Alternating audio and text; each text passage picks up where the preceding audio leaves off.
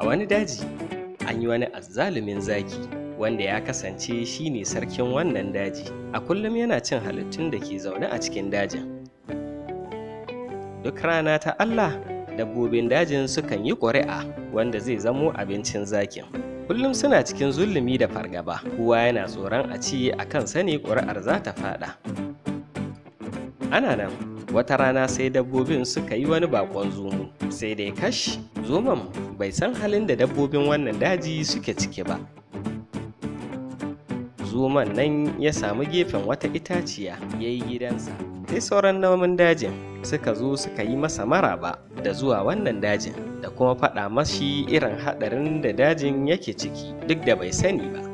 Suka faɗa masa duk abin da ke faruwa na matsi da zaluncin wannan zaki da yake takura musu, kuma suka faɗa mashi su fa za su yi hijira daga wannan yankin su koma wani yankin mai zaman lafiya.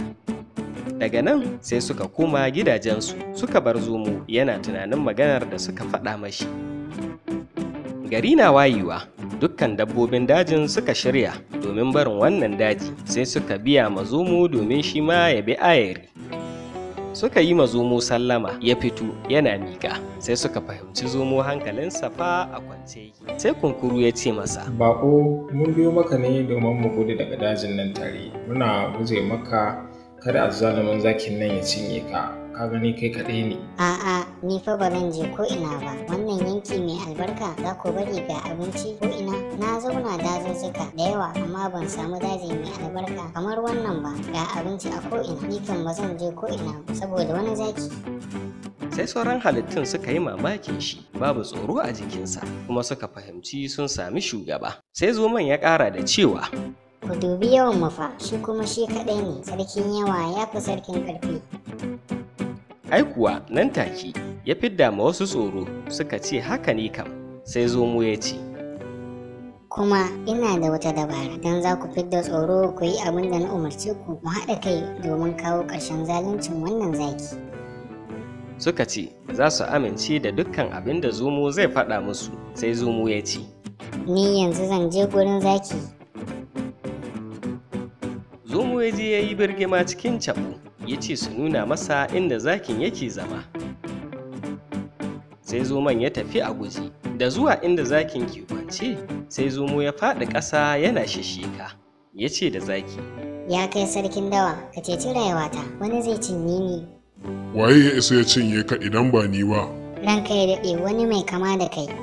Dama akwai wani a yankin nan, to ba sai mu je in gan shi ba.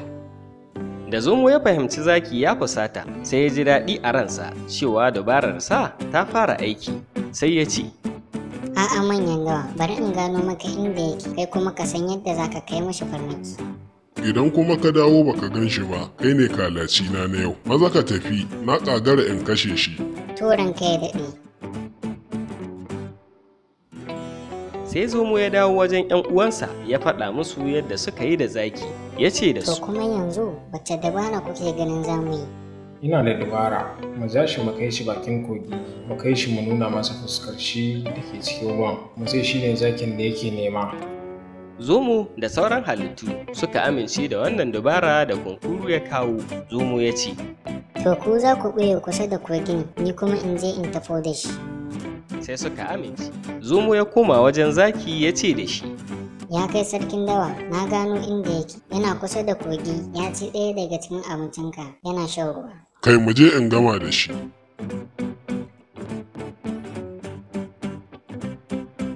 da zuwansu sai zomo ya ce, Ranka ya daɗe, gashi cikin ruwan wanka ma yake. sai zaki ya kai jikinsa wajen kogin, sai inuwar jikinsa ta fito a cikin ruwa. Zakin nan kuwa ya fusata ya fada a ciki. Fiddo ni in baka sarkin jeji kuma in haramta ma kaina cinka. A'a, ni ba na son mulki, na fi son zaman lafiya. Sauran halittun kowa ya fito suna ta murna suna rawa, azzalumin zaki ya mutu.